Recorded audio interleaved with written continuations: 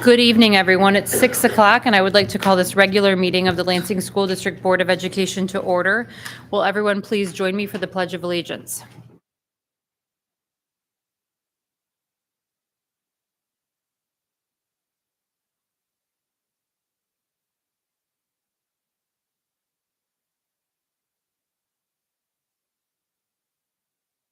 Thank you very much. Will the clerk please call the roll? Dr. Boddy? Dr. Kavanaugh? Present. Ms. Hodgen? Mrs. Lawrence? Here. Mrs. Lilgy? Mr. Lopez? Mrs. Moore? Present. Dr. Rodriguez? Mrs. Willis? Present. Quorum is present. Thank you very much. Any additions to the agenda this evening?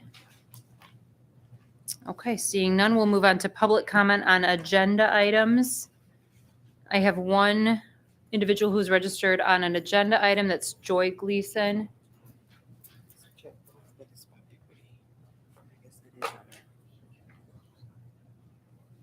Okay. Ms. Gleason, you're welcome to approach the podium. You have 3 minutes within which to make your, yep, right there. Just a sec. 3 minutes within which to make your public comment, and the board does not respond to public comment. You can go ahead when you have a microphone and you're ready. Good evening, everyone. I am glad to see that a strategic plan is close at hand, and it is my understanding that the foundation of that strategic plan is input by all of the different stakeholders, including community members. One must wonder, in light of the recent behavior of this board, will they honor the desires of the community in this strategic plan? The community has set forth some things that they would like to see out of the school district, and will that also be brushed aside by this board the same way that they were brushing aside the will of the people where it concerns the mascot name for J.W. Sexton? The Ms. people Gleason, have if your chosen. excuse me, if your comment is regarding the mascot, you'll have to wait until the end of the meeting. My comment is regarding the strategic plan. Then you need to keep your remarks tailored to the strategic plan. Thank you. In light of the behavior of this board, I am very concerned about the strategic plan going forward. The plan is going to be turned over to you, but the community will be watching now and in the years to come to make sure that you uphold the desires of all of the stakeholders who have input information into this strategic plan. And as is always the case, the possibility remains that as elected officials, you may not retain your seats when you brush the people of the community aside.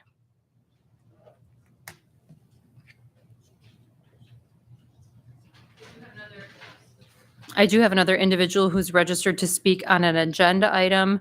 Mr. Lynn, you've checked both an agenda item and a non-agenda item. Per our policies, one individual may not speak more than once on the same topic. So if you'd like to speak about equity regarding an agenda item, please go ahead when you're ready. I'm very familiar how to do this. Thank you. Please, I would ask that you not interrupt me if part of my entire speech goes to one issue that's outside of what you don't want to talk about. That was very rude. It was disrespectful, and I'm so happy that it got caught on camera. Can't wait to see you at the commission meetings, but we're going to speak on equity as well. The definition for equity, I'm going to pull this up here because you all put this in your report. And I apologize if it will attract the same type of attention that she did when she spoke on what she spoke on. But equity is the removal of systemic barriers and the creation of policies, practices, and cultures that achieve fairness, justice, and liberation for marginalized students, families, community members, and educators in our educational system. You also acknowledge in this write-up that 80% of your guys' people are Black and brown students and of marginalized groups. That doesn't reflect this board here. But last week, this board made a decision that was all of your own opinion and fruition and superseded those voices that equity would have brought to the conversation. Not this entire board, but one thing I want to notice is or recognize is we talk about a strategic plan, but there's no accountability if you don't hold to it. So we need to make sure we have accountability when you don't hold to it, outside of us dragging 50 people in here or having to show up to the polls to vote you out. We understand the process of how all of you all get your positions and seats. We understand how the superintendent gets his. He works at your guys' pleasure. The principals work at his pleasure, and you all work at our pleasure. So when we come in here, after we deal with your processes, the equitable process that you put in place, and tell you what it is that we want, we expect it. But we don't expect it either or, right? We expect it to be what you all were elected to do. So not meaning that we have to drag in here or be confrontational.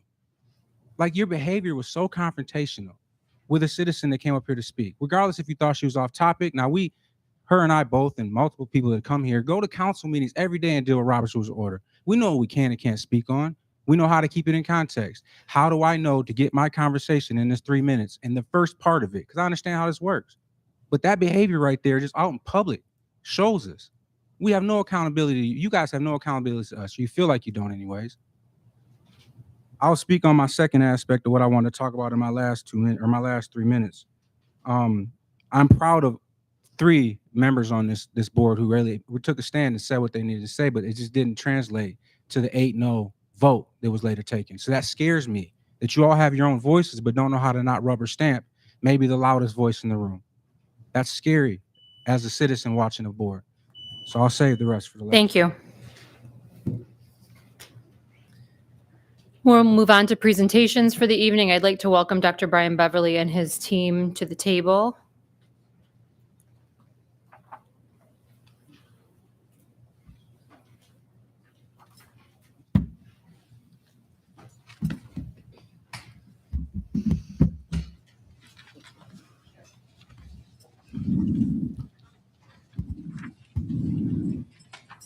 Thank you, and welcome MSU. I am so glad to see you all in our space today, and it has truly been an honor to work with you all on this project. I want to commend our executive leadership team, our superintendent, and the support from the board.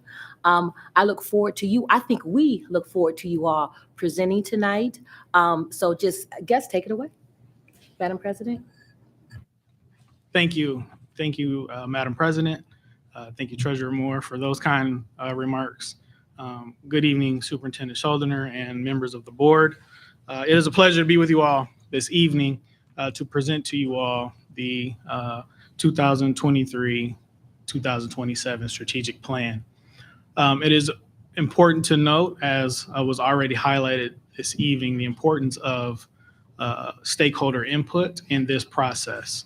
I want to offer some special recognition to the superintendent for ensuring that community input, stakeholder input was at the front end of the process to inform what the plan looked like from the very beginning, to inform what those goals should be, rather than a steering committee developing a plan and then seeking feedback on the plan. The district was intentional about seeking out what those priority areas should be and allowed the community to voice those out. I want to recognize the steering committee first and foremost for the many hours that they poured into this process. Obviously, chairs Moore and Dr. Rodriguez co-chairing this process, and their leadership was instrumental throughout. But also members of the steering committee, as you can see their names listed above, all lent not just their perspectives and expertise, but a sense of collaboration throughout. And our team is in gratitude to each of them. I want to be sure to recognize my team because they did a yeoman's task in pushing this process. As Dr. Rodriguez said moments ago, he said, "Congratulations." He said, "I'm super shocked that we actually were able to get to this point because there was a lot of heavy lifting A lot of important work went into this, including the stakeholder input piece, but also data and analysis, and then also goal setting, and from identifying what those goal areas would be, developing objectives and measures of progress towards this plan. So thank you to Dr. Andrews. Thank you to Tamara Bayshore-Berg, Dr. Jacqueline Gardner, Shirley Jackson. Dr. Kent is with us as well today. Dr. John Lane, Megan Papoy, Hugh Potter. Peyton Shane was a rock star with graphics, as you'll see later in the plan, and Tyler Thur on evaluation, data and evaluation as well. So I'm going to turn it over to the team to kind of facilitate the rest of the document, but do want to, again, thank the district for entrusting us in this process. It's been a great partnership, and looking forward to your feedback this evening. Good evening, Superintendent Hilliger and members of the Board of Education. It's truly a pleasure to be with you tonight. I recall the very first Zoom meeting that we had with the superintendent, and he said to us, we're not going to do the traditional way. We're going to start from the bottom up. The community is going to inform this. And I said to Brian Beverly, what did you get us into? And needless to say, it's a process. I would not want to do it any other way. This has really been a true, wonderful, rich experience. We started in this room on April 12th with your junior board meeting. That was the first group of individuals that we had input from. And what a wonderful experience to be back here tonight, closing that in the same space about 7 months later. So thank you very much for the opportunity to be able to do this. I also want to say to the team that's sitting to my left, they're rock stars, and we could not have done this without them. We realize, I think, when you're doing a strategic plan, they still have their regular jobs. They still have all the work that they're supposed to do every day, and yet no matter what time of day or night, we would contact them or Mrs. Moore or Dr. Rodriguez. They always got back with us. Not a agenda went out without Mrs. Moore's eyes being on it. And please know, members of the Board of Education, every comment that came from Dr. Rodriguez was, this is what the board would want. And so he kept in mind, so keep in mind, this is a product that has really been created by this team and you. So thank you very much for getting us to tonight. Before you is a draft document. In your packet is a draft document. There's also a one-pager, which Dr. Rodriguez insisted that we have for you tonight. We may adjust it, but he wanted you to have that one-pager tonight. And also in there is an opportunity for you to be able to kind of see in a short version, it's all on the right-hand side of your folder, short version of the goals and the objectives of each of the subgroups as we go through this evening. So I'm going to talk to you, just share with you right now what's in the strategic plan. The beginning of the strategic plan, the big document on your right, has a letter from both the board and the executive team. And again, this is something unique. The executive team wrote the letter on behalf of the central office, superintendent and the central office team. The one thing that kept coming back over and over again is the commitment to equity. And this team decided that they did not want a separate area where equity was going to live. It was important that we're going to address equity throughout the whole process, through every goal, through it must live and breathe in what we do. And if we put it on the side and made it its own area, then someone's responsible for this. Everybody should be responsible for this. And so you'll see that throughout the document. And as our committees met, that was at the forefront of the work that they were going to do. There's an executive summary of our process, of how we got to where we are, and the vision, the mission, and the beliefs. On July 25th, we had the privilege of meeting with all of you at your board retreat, and we presented to you that document on that afternoon. You approved it with us on that with some suggestions. We went back, we made the corrections that you asked us to make. We resubmitted it to the board and to the executive team They made the corrections and that you had suggested, and many of them the ones related to equity, as a matter of fact. And that was corrected, and you'll see that is now a part of living in the document. We'll also take you through the strategic planning process. That's in there as well. And members of the strategic planning and the focus areas, goals, and objectives, we're going to walk you through those tonight, and so you can see what they are. And lastly, there's an appendix.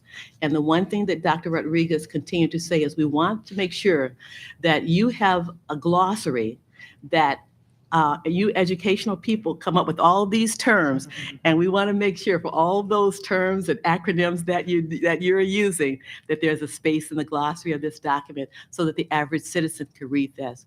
And when we would write something and send it to John McGraw to approve, John would say, this is not the language that we use. It needs to be readable to our community. And so they were actively involved in the writing of this. And so we're really grateful to have been there. Also in the acknowledgments, you will see there were several members of the community who were part of this, the colleges, the hospitals, the foundations, the boards. And it was just really nice to be able to see that parents, members of the community. And so you'll see them listed in the document in the very back in the acknowledgement. So now let's kind of go through, now that you know what's in it, a roadmap. How did we get here? I said, this is the 9th month. And so it's really good to be able to deliver this tonight after having gone through this journey with you. First of all, we started in March, and it gave us an opportunity to look at the initial planning process.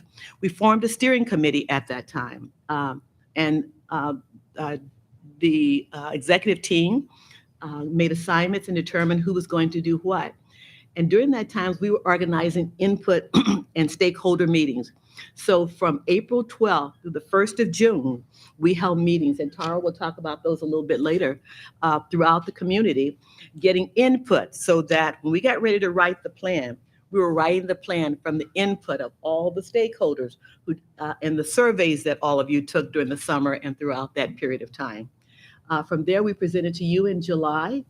In August, we were busy going through all of that data, organizing it, synthesizing it, selecting the correct words that you chose that's coming from your input to write our goals and our objectives. It was September 12th that we had our first opportunity to have our kickoff meeting. And it was at that meeting that all of the co-chairs and the community members who served on those committees all came together. And some of you were there, and thank you for being there in those sessions. And we had a chance to get started and started to work. There were minimally 4 sessions after the 12th where they actually worked through sessions in their particular goal areas and developed their goals, their objectives, their metrics. How are they going to measure this? And then what is going to be the way that we're going to monitor this process, and then the timeline that we will use for each of the goal areas that they were focused on. So that took over a month for them to come up with that process and to have that. That's going to be, once we put this on your website, there will be a link in the appendix that allow you to see every aspect of that. And your superintendent has said, we want to be transparent with this. We want them to see the data. The data will also be there, the selected data that you would want. So as soon as we've got a chance to get from the steering committee what that's going to look like, all of that will be available to you online as you, once we make it live for the citizens in the community to be able to see. In November, and October was next. In October, we also had a final work session where we all came together and all of us critiqued each other's professional goals, objectives, and metrics. So all of us had input. All the committee members were there. Some of you were there at that meeting as well. And so you had a chance to see firsthand what that looked like and how involved the citizens who participated in that, how connected they were to this process. And then lastly, here we are tonight on the 25th, sharing this with you, the 17th. Giving you an opportunity to go through this process and go through the document that we're presenting to you this evening to see if this is what you were asking. Did we give you what you asked us to give? And again, it's not from Michigan State was the facilitator of the process. This came from the people in your community members, and those of you on the board who were actively involved in this process. The steering committee was what drove everything that we did. And when I say they drove, when I said to you earlier, committee meeting agendas did not go out without Robin, Mrs. Moore, having the opportunity to go over and know. Because her goal was, I want to make sure I keep my board informed. She wanted to know at all times, what is, if I run into one of my board members and they say, what are you doing? I want to be able to know what's going on. She reviewed every set of minutes after every meeting that we went through, and she would send back, we know she read them because she would send back and say, did you forget about da da da da da da? Okay. Oh yeah, we did. So she did read the minutes, and we were very grateful that she was that connected to this process, ensuring that she could report back to you on a regular basis what was going on. And sometimes we had to make we made adjustment based on feedback that some of you got from some of the members. So we appreciate that very much, that it happened along the way instead of getting to tonight and you're hearing about this for the first time. That was very, very good process, we believe. So we went from focus areas, 5 of them, based on the data that was collected. The goals were second, the objectives and the metrics. And each time that happened, we would take it back to the steering committee for their input.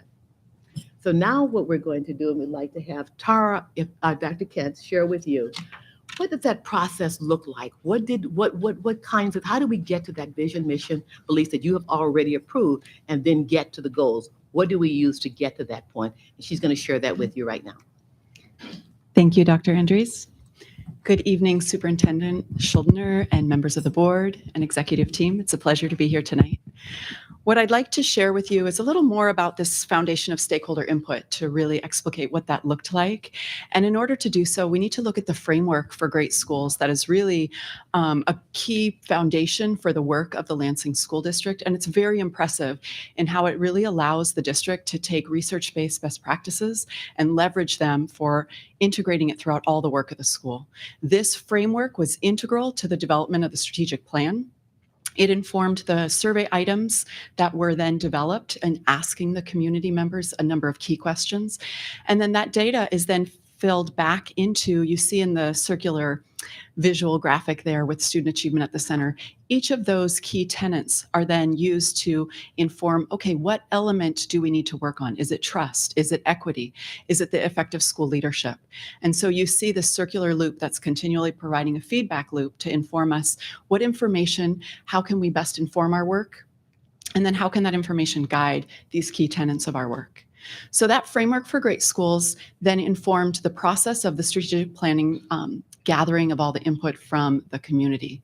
The process involved thousands of stakeholders, which included the students, the staff, the community members, Lansing School District leaders, and the board members. So we've shared about a number of those sessions that were held where they were gathered and asked some key questions that then allowed us to look at a bunch of the data that were the specific voices from the community. We took it very seriously to really highlight every single comment that was brought, and every single comment was analyzed and then grouped into common areas where we said, oh, this is really speaking about teaching and learning.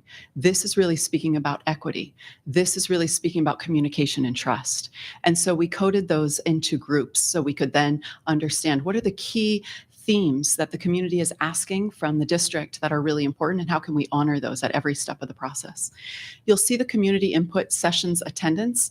We had 116 different members attend, and the names of the different bars that you see are just the locations where the sessions were held, not necessarily who from those locations were represented, but where those were located, and the representatives came from lots of different places. Then you'll see the strategic planning surveys were parallel with the district surveys that were done. A number of questions were specific to the strategic planning process, and you see that there were over 2,846 responses that were analyzed from that data. That data then was combined into a number of focus areas. How can we then take all of these important points that were brought to us from the community and really focus into what our key work is? And we came to these 5 central focus areas.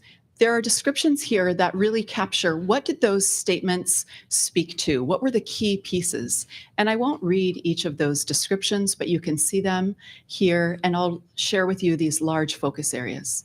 Enriching and responsive teaching and learning was key to the future and current work of the district. School community engagement and communication. Robust student programming and supports. Student safety and inclusive learning environments, and facilities and school structures. Those focus areas and all of the input then guided the development of the goals for the strategic plan, which we'll now look at next. So the first focus area, enriching and responsive teaching and learning, then we had a group of individuals from the district and from the community who then came together to create the goals and objectives. This subcommittee was led by Jessica Benavides and Sergio Keck. The goal was to increase the district's graduation rate by 85% to 85% by the year 2027. You can see that this already aligns with the current work that is being carried out in the district, but there are a number of objectives that are really specific to this goal and to the feedback from the community and from the core data that was gathered. So these objectives will then be implemented to achieve that goal. The next focus area is school community engagement and communication. This area was led by Cordelia Black and John McGraw. The goal is increase by 10% the number of respondents indicating a high level of trust in the district, as measured by district level surveys by the year 2027. I'll let you read the objectives and not go through each one, but you can see how they are integral to carrying out this work and achieving this goal. I'd like to pause and to mention that all of the goals were really formed to be SMART goals, to really make sure they were specific, they were measurable, they were achievable, and they had a clear timeline. That will allow the district in the implementation to track and continually look back and say, how are we doing in making progress towards these goals? The next goal is robust student programming and supports, led by Mark Manley and Nicole Nemi. The goal stated to demonstrate growth of 20% in student participation in at least one extracurricular activity based on surveys of students, parents, guardians, and caregivers by the year 2027. So you can really hear at the heart of this the commitment to honor each of these different areas and to have really concrete ways of tracking that progress. The next area is student safety and inclusive learning environments. This was led by Adam Hartley and Dr. Sarah O'Neill. Thank you. The goal was to show an increase of 10% in student sense of safety and inclusiveness as measured by appropriate inventory and assessment tools by 2027. And as I read this goal, and all of these goals, you might see a clarity and a simplicity in it. And don't mistake that for the depth of work that went into this, that then led to such a succinct and clear way to communicate the depth and breadth of work that they really went through to look at what are all of the pieces that this would really require to lead us to that point. And then we have facilities and school structures led by John Lang, Christina Tokar, and Katie White. This goal states more than 80% of survey respondents agree that district facilities and structures are clean, inviting, safe, and accessible by 2027, with a list of objectives as well. Next, I'd like to turn it over to my colleague to talk to you about implementation. Tam? Good evening. I'm Tamara Bayshore-Berg, and it's a pleasure to be here, Superintendent and members of the board. And I would like to also echo what's been said about the phenomenal executive leadership team that we worked with and the work of Robin Moore and Secretary Nina Rodriguez. They were amazing to work with, so thank you. You may be wondering, what's next? And I hate to break it to you, the hard work isn't over.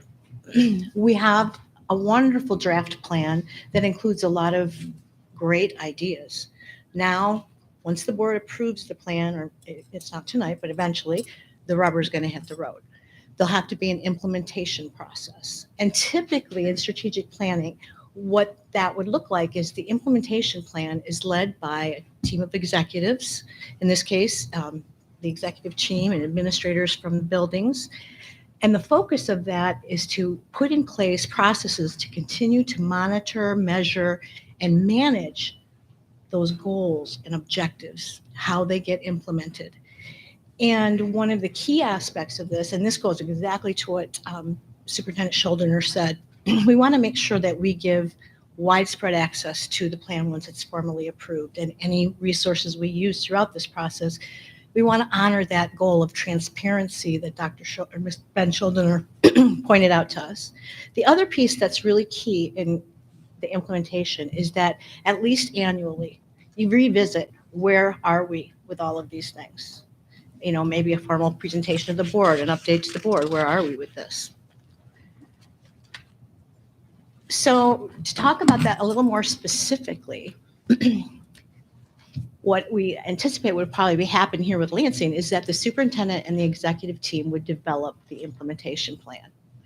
That would involve key staff members and community members where needed. And the work would be aligned with the current work that's going on in the district. That's one of the things you'll see when you read through this carefully.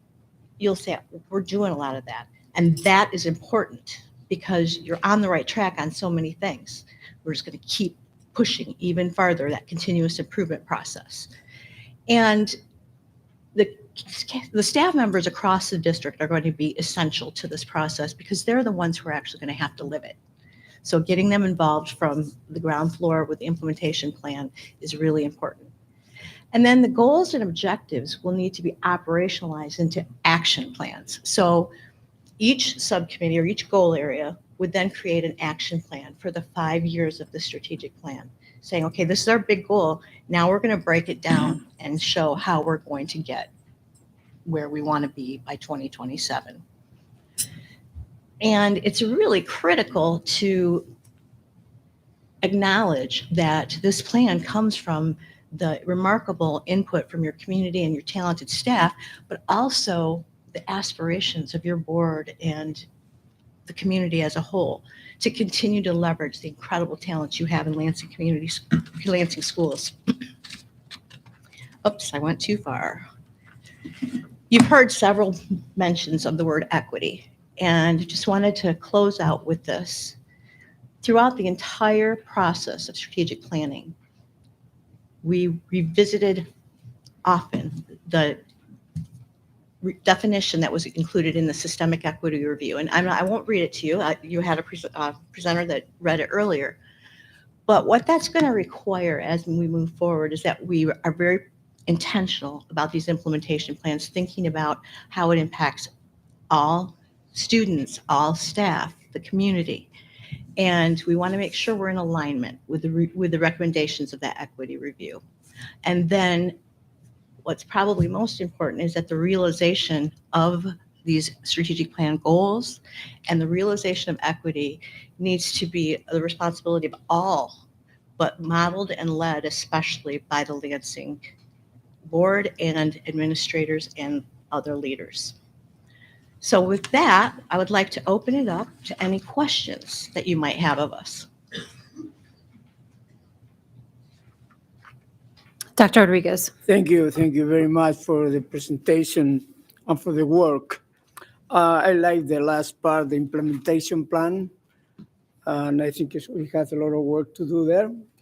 But you gave us the road and how to arrive there. But you use the word action plan. Yes. And it's the first time we use it in the whole presentation. And I think my idea is that we call a strategic action plan to be the total title of this plan because it's an action plan. And we use the word strategic. We don't know what we are talking about sometimes, but it's a strategic action plan that maybe we had to call because it's an action plan. Then that is my suggestion. I hope this is the last one. Thank you. Thank you. Dr. Rodriguez, I highly doubt that's your last suggestion, but I appreciate it nonetheless. To your point, I hear your call for action. I really do. I also think as you consider this strategic plan is thinking about the next 5 years, right? that the action plans are part of the implementation of the strategic plan, right? So the strategic plan stands by itself. And as you're activating each of those goal areas, that's where action plans occur. Does that make sense? Definitely, it makes sense. I understand now that that is just a kind of platform, Sure. and the other is the driving the car. Correct. Then I understand that we can call that the expressway, but the action is how you go in the expressway. Very good. Simple words and explaining. Thank you very much for the explanation. Always learning something. Always. Love to hear other feedback, questions.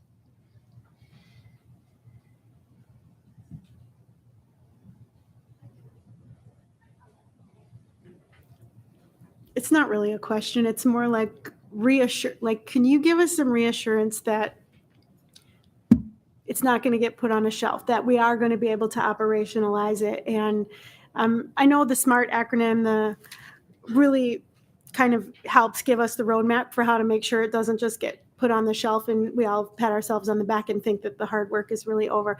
So it's not really a question I have so much as, can you talk a little bit more about, I think you have high confidence that we're going to be able to operationalize and really make it an action plan, like Dr. Rodriguez was saying, but can you just reassure all of us a little more about why you have confidence in us? Sure. I'm going to reframe, I think, what I heard you say a little bit, in that this is your plan. Right.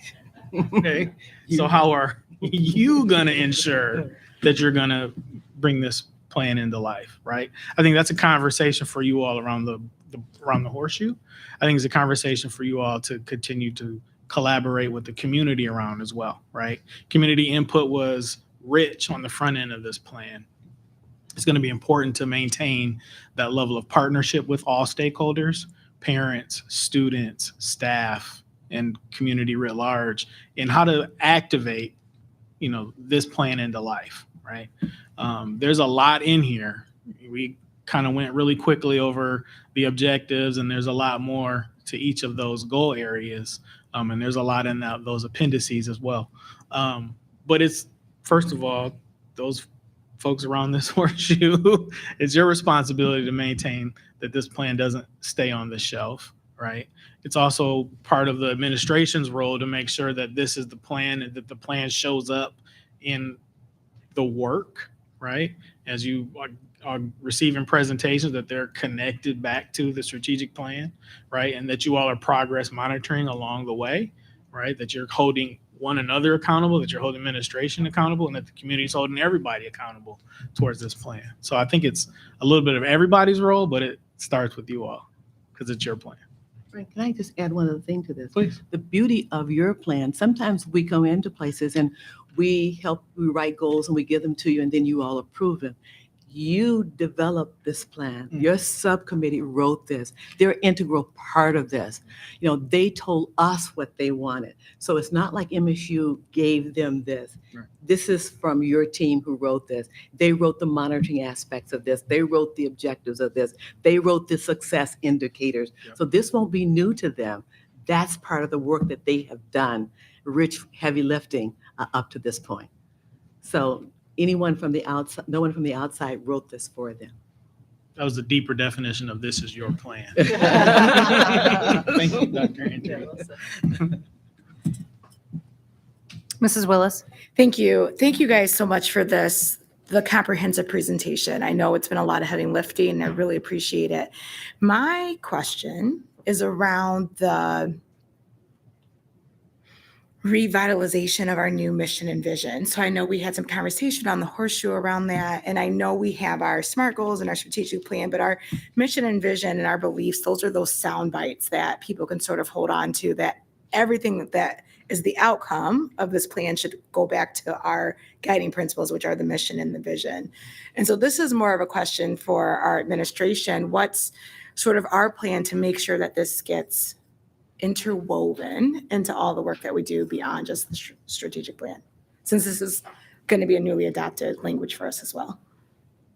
Well, good evening, everyone. I'll have more comments later, but I really appreciate the question. The first thing I want to point out when you're thinking about a strategic plan and why, to Missy's point about how do we know and who's going to hold anybody accountable, I just did a random search for just random goals and normal school districts. And you'll notice goal 1, we will improve the overall well-being of staff, students, and families. What does that even mean? How? How do you know? Where are you going to hold anybody accountable for? You could very easily have a board that goes, yeah, we will improve the overall well-being of staff, students. Yeah, because I told you, I saw it. It's cool. If you notice, that's not what this is all about. What our goals are very specific. Increase the district graduation rate, increase the number of respondents, demonstrate growth of 20%. So this is a way that we as a school district and an administration, not the board, but the administration whose job is to put this out, will be able to come to this board and this community once a month, once a year, saying this is where we are on our goal attainment. Because if the goal was just basically we like kids and think they're cool, how do you prove that? This is able to do that. And then to Rachel's point about how do we make sure that all of this stuff is what we're doing because this is new and we're adopting it, is it allows us as an executive team and as a school district writ large to say, you know, we're doing it because these things are increasing. Things are getting better. And we'll be able to provide presentations just like this, but with actual data as to how kids' lives are getting better, how there's better communication, there's better engagement, et cetera, et cetera. So I really appreciate both those questions and why I think this strategic and action plan allow us to be special is that if you really look at school districts around the country, this is not how it usually is. It's usually open and empty language that basically says we like kids and stuff. And so what we're allowed to do here is really for the community and for the board to hold the ET and of course myself accountable to actually reaching these true goals that we do believe are really great. And to the point that was made earlier, which I'll speak about the transparency and the work of the community, every survey that was taken will be public. Every community meeting that we had, we printed up notes and basically gave the information. At no point do we ever want anybody to think that the community's voice wasn't not only important, but actually differentiated into this language. We didn't come up with this stuff. And as was made earlier, the point, a lot of times when you do strategic plans, when I was a professor, I did them all the time. You would go in because they said, all right, we already have these preconceived notions. Let's just kind of work around the edges. What we did is we said, hey, community, what do you believe in? What actually matters? And then took those response and created this. So, I think the questions are really valid. And this board, their job really at the end of the day is to hold me accountable as the employee, but to hold us accountable to this plan, if adopted, that then the community can very easily say, hey, you know what? Graduation rate 72%. What are you doing? Get on it. Oh, maybe you need a new superintendent. I mean, that's a fair point, right? And so, hey, have more kids participated in student activities? Great question. We could have data. We could show that. Oh, wow, they're not really doing it. Maybe this board would then say we need to fund more sports or more art or more whatever. So I think that this is really helpful. And certainly the two questions that were asked, the way that if we're doing this is by looking at the work and holding the district accountable to producing information to show you, have we done the work or have we not done the work? Follow-up comment to that, because I appreciate that. One of the things I think is really important to notice, sometimes people are asked, what is the responsibility of the board? What do you guys do? What is your charge? And so we have a charge in the revised school code that allows us to govern and exist. And as an administrative body, we're an administrative assembly of either appointed or elected officials that have a responsibility to meet and preside and are upholding and responsible to the laws that allow us to exist. And that law is section 380.11A of the revised school code. And our responsibilities under that law are to educate pupils, make sure that we're providing for the safety and welfare of pupils while at school or going to and from a school-sponsored event. Make sure that we're maintaining our buildings and hiring and evaluating and terminating, scheduling, supervising our employees and contracted employees. That's our job. That's what we're responsible for doing. What I think is really important is that we have intentional strategy around the how, and that's what this is. There is, as an elected body, we have a responsibility to receive input, but we don't have a requirement to do everything that is said by a general person. We have a responsibility to act as a governing body to make decisions with input that keep us in line with that charter. And I think that the strategic plan does that. So I just wanted to say that.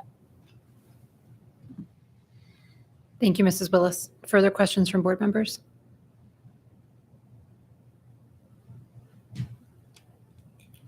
Dr. Beverly, if we notice any typos or corrections that we see in the document, what should we Sure. do with those? Just let me know, please.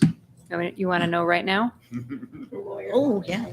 The lawyer on the typos. Shut I'll text you later. up. Just message me at some point. Okay. I'll take care of that. It's just names. Okay. Oh, okay. Thank you. Thank That's important to us. My pleasure. Thank you very much. Other comments from board members? Thank you very much. Thank you all. It's been a pleasure and an honor to work on this with you all. So thank you. Thank you. Thank you.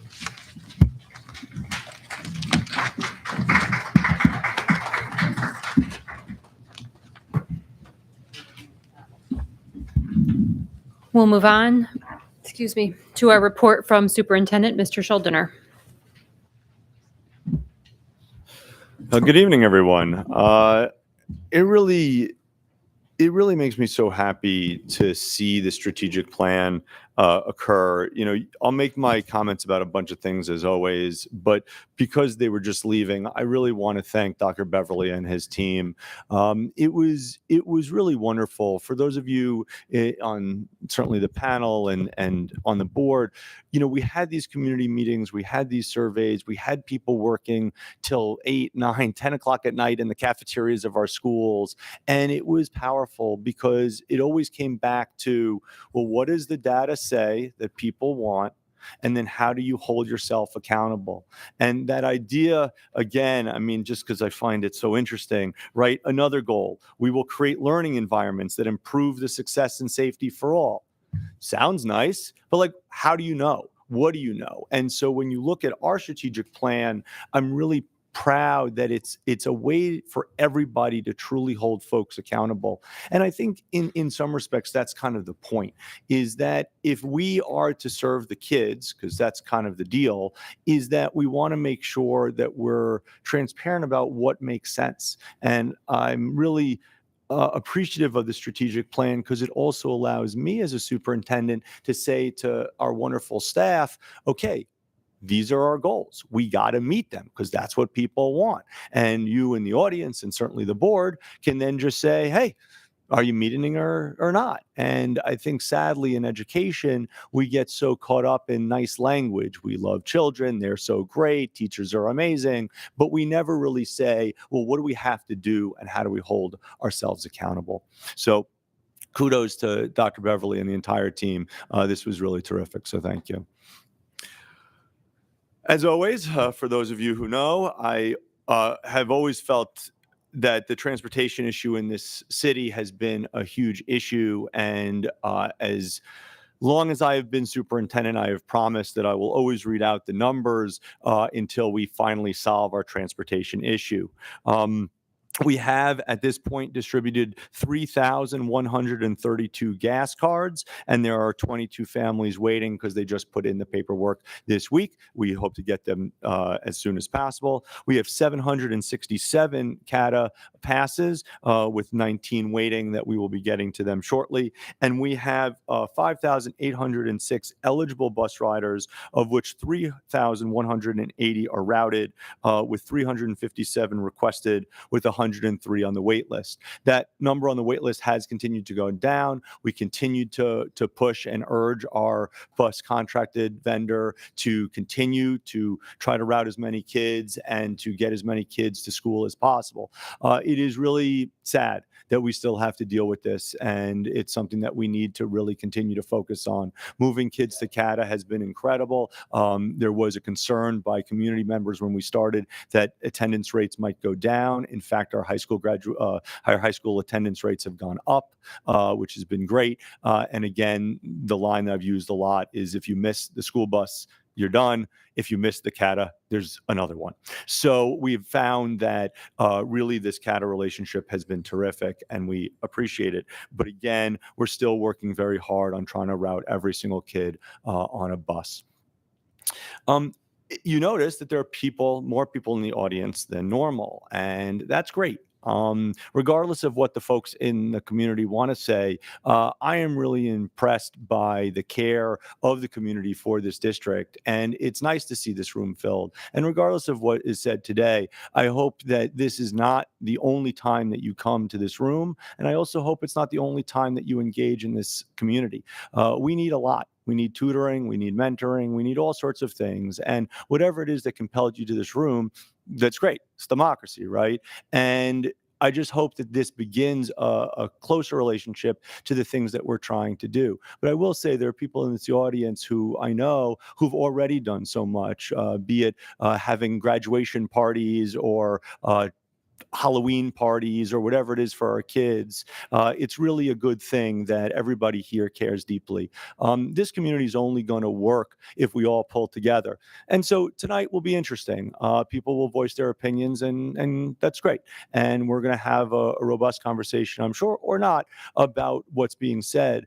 But as a superintendent, my job is to think critically about how do you engage the community in a way that's best for children. And I really do believe that we are trying to do that quite thoughtfully. And I think that the strategic plan really shows that. And, the comments that were made earlier by Ms. Leeson and Mr. Lynn, I think are prescient, because the question is, hey, how do you know that the community voice is being heard?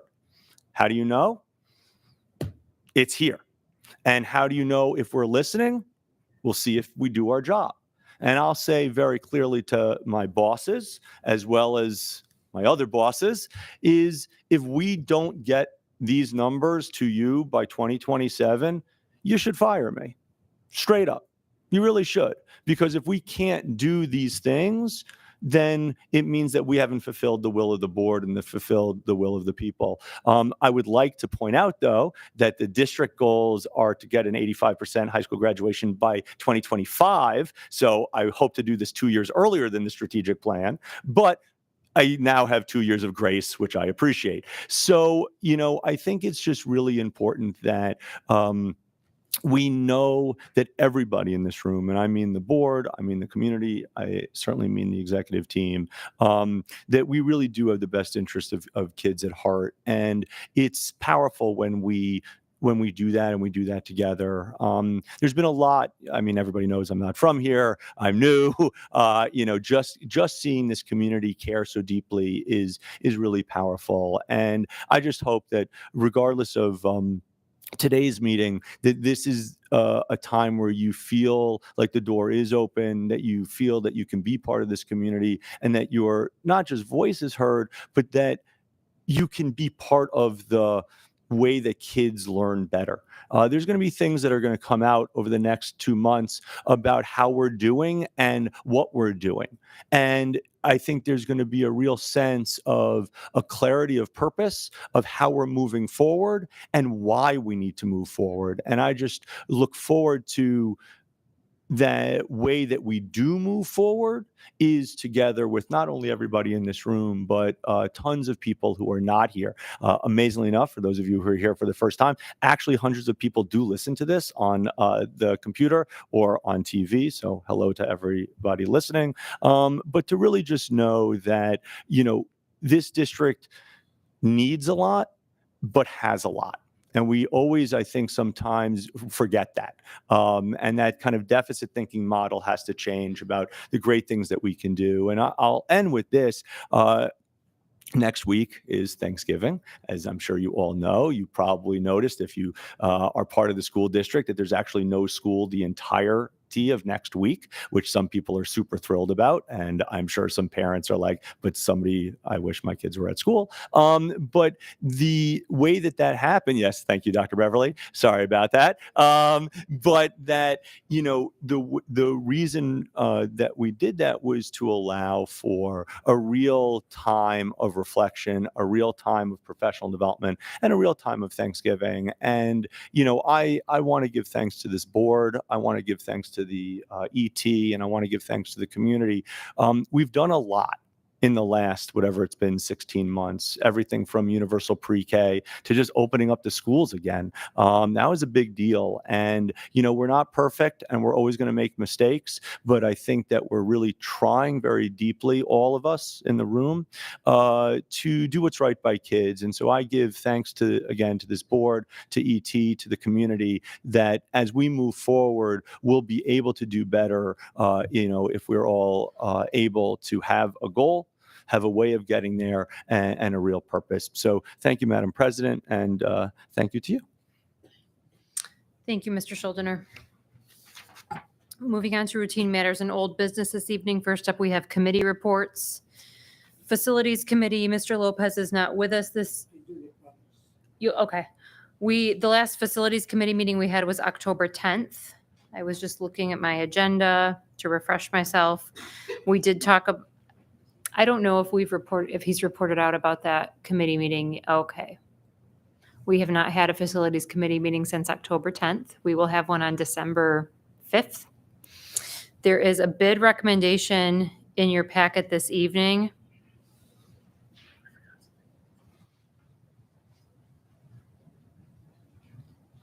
I'm going to go back to Ben for a minute. Hi, I got caught up in my giving of thanks to folks for those of you who are listening, we usually have a video to show, and we call this, the Did You Know? And the video that you're going to see today is really powerful because it's another one of the new initiatives that the board supported and the executive team has really made happen. And it is, I hope, indicative of what we're able to do. I think those of you who know me well, we really tried to focus on some of our most underserved kids because the school district hasn't really been great for them. And so we've created an entire new wing of the district that you'll hear about and you'll see the work that they've done. So yes, the Did You Know? Thank you. The Lansing Learning Hub, we really have made strides. Lansing School District really focused on making sure that the support is there. You're not going to get to where you're interested in without a high school diploma. So let's take you out of this sandbox. Let's put you in this sandbox, but you get to build the sandcastle. You don't have to build it the way we told you how to build it the last 13 years. I'm not saying that works 100% of the time, but it usually works. We took them to the Gear Up to Lead conference, mainly focused on motivation, leadership, overcoming challenges, growth mindset. The idea behind taking our students to see that was to kind of emphasize the growth mindset and some of the concepts that we're trying to teach at the hub. To see the kids be motivated, to see the kids actually gain inspiration, to understand that we all as people struggle sometimes, and we all struggle. Yeah, just an awesome experience being there. An assortment of awesome speakers. They were very engaging with the students, great motivation, and I believe our kids got a lot out of it. One of the things that I love about the hub and my job in general is that I get to work with a population of students that are in need of a second chance. And what makes our school so special is that we are motivating, we are teaching, we are in many ways being, that motivating force to make sure that our students are going to be successful in their lives. It was a nice experience. I took some stuff out of it.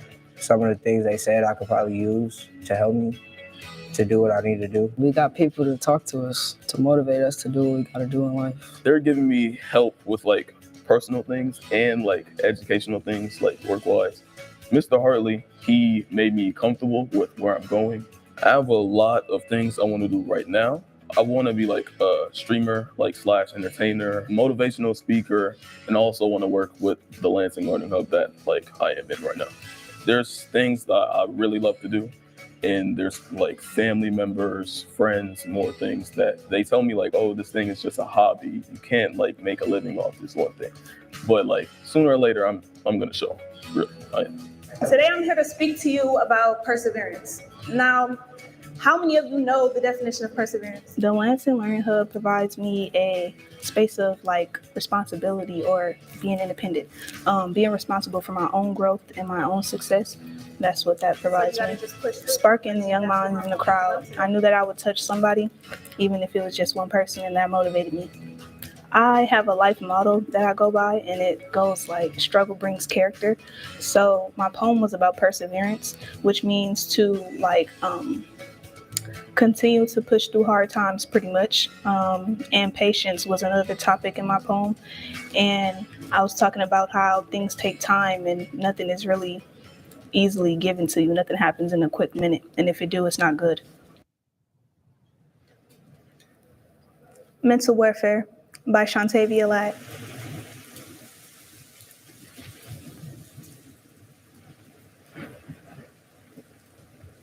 Perseverance and patience, 2 secret keys to greatness. Although you may be hurting from the words hatred, deep down beneath deep wounds lays an exit. Remember all those losses you took? Would you believe me if I told you you won? Remember all those tears that kept falling, heat of a bullet piercing pain into your numb? Every new day, life keeps reloading your gun. Empty the clip. It's easier to carry light weight on your hip. Well, I say let it rain, accept your pain. The hurt soon heals and turns to gain. The storm will nourish you in many ways. You'll grow new roots that'll keep you sane. Evil helps balance the good. Life throws you a brick, then you throw back 2. You see, this is training. Can you take it? Life beats you down just to see if you'll make it. I know you're hurt. You try to hide, but you can't fake it. So embrace it. Flip the script and rewrite your pages. Embrace it. Perseverance can't happen without patience. Life's a lesson. Make sure you take notes. The storm is not meant to drown you. An open mind can be your float. Packing in pressure that comes with struggle. You have to be a soldier and keep a constant hustle. Let the trauma teach you so you can be prepared for the tussle. God gives us what we need to survive. It's up to you to pick your side. You can take these words and be aware, or you can keep dragging on yourself through it all and be blind. Perseverance and patience. I know you've been praying. There's a reward in the end, and I know you've been waiting. Push through the mud. The more you're wounded, the more you'll be able to maintain it. This all takes time, so you have to be patient. Perseverance and patience, 2 secret keys to greatness.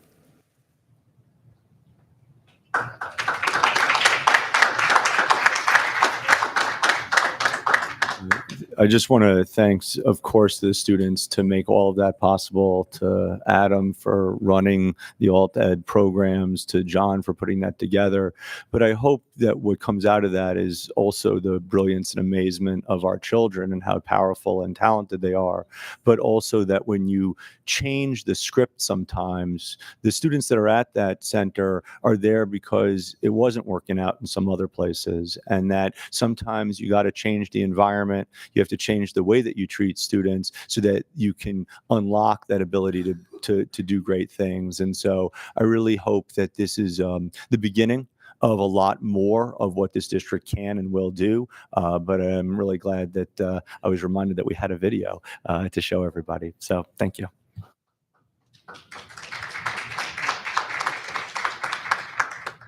Thank you, Ben. What an amazing poem and an amazing young lady. Our district's poet laureate, I think.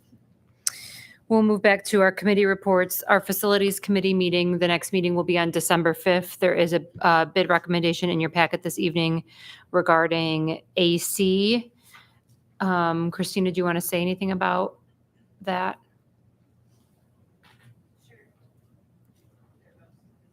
No.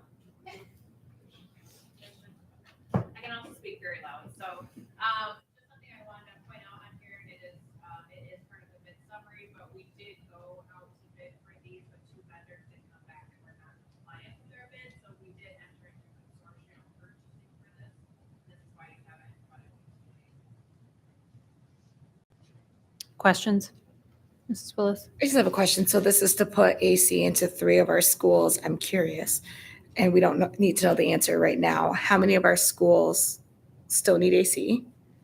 And what would be the package price potentially? to Can you put hear AC me? in? Yeah. Okay. Do you know the answer to that right now? I know part of it. Oh, okay. But I can get the other part out to you later. So total bid package, we're not sure. So obviously we're kind of piecing this out over the years of the bond. And so depending on cost of items, right, we can give an estimate, but we don't have something at the moment, but I can get you an idea. And for these 3 schools, we currently have a total of, I'm gonna look at John. No, I thought I had it. I think we have a total of 15. More school. Oh, no, not more, total. So 12. So 15 total in the bond. These are the first 3. 12 more, which also includes some additional AC in buildings that may not have it entirely through the building. Yep. Thank you. And just to point out again about the community holding us accountable and us kind of being good to our word, we did promise that we were going to try to get air conditioning to every classroom in the district. This is the beginning of that. When and if this gets passed, it's just going to continue that growth. All of our students deserve the best environment possible. And again, it's tied into the strategic plan, where one of the things is that 80% or more of the community thinks that kids are actually in wonderful, warm, inviting places. Other questions, facilities? Okay. Moving on to Promise Committee, Dr. Rodriguez. Thank you very much, Madam President. Can you pass that? Can you help me here? Thank you very much. The meeting of the Lansing Promise and Lansing Foundation took place today from 3 to 5. And the first part of the meeting was a history of the Lansing Promise and how we started without any dollars. And today, we had to be very surprised. Last year, we received $600,000 from the tax culture, which is the money the governor put for the promises. And this year, already in the bank, for next year, will be $1,200,000. Then from nothing to what we are right now, it's a lot of money there. The second I pass to you is the number of the people who are applying for a scholarship for next year. And you see Eastern High School had 165 seniors.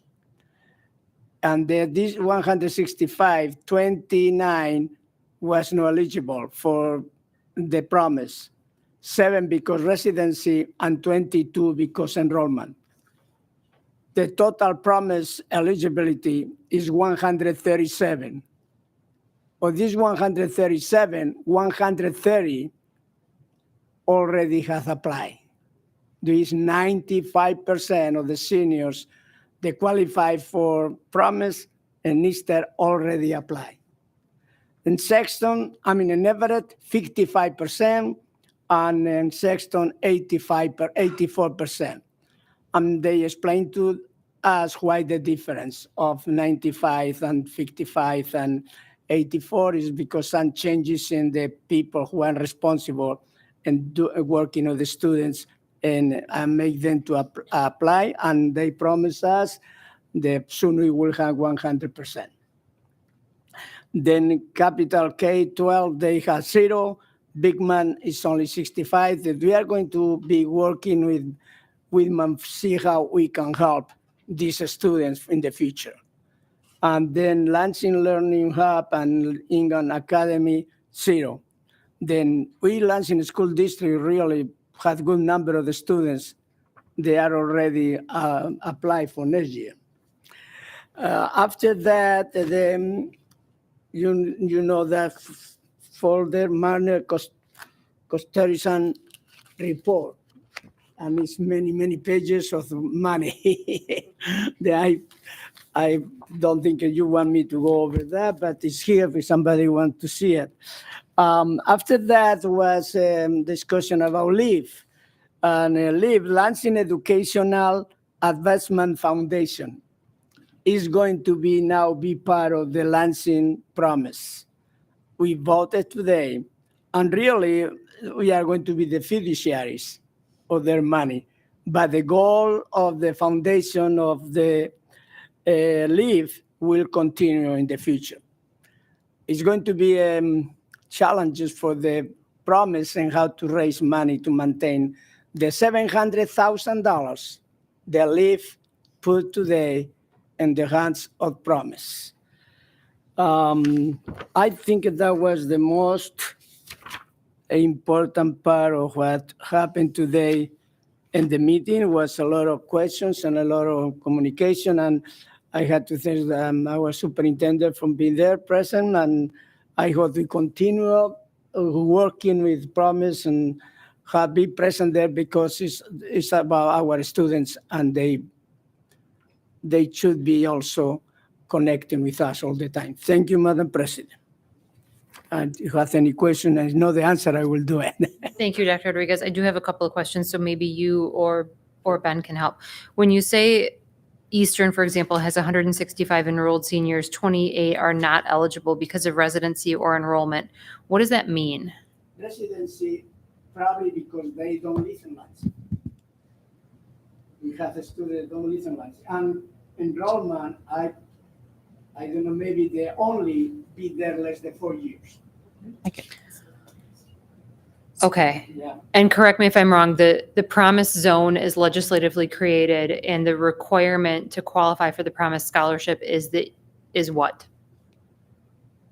That was created by our board here.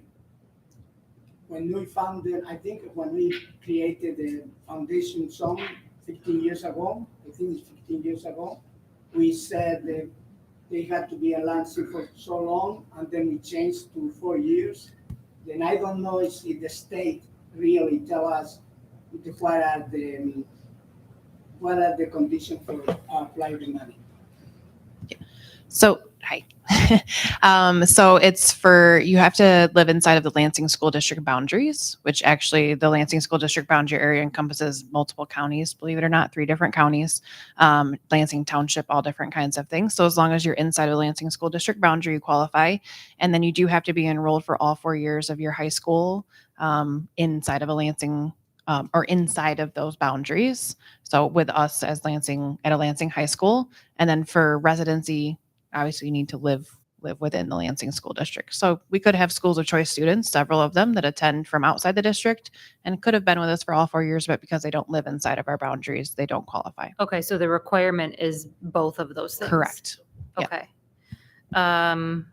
So it says at the bottom of this chart, which Christina, I know you don't have, but it says homeschooled students, 1 application. So this leads me to believe that there are homeschool high school students who live within our boundaries, graduate from a homeschool program, and they are qualified. Because they live in Lansing.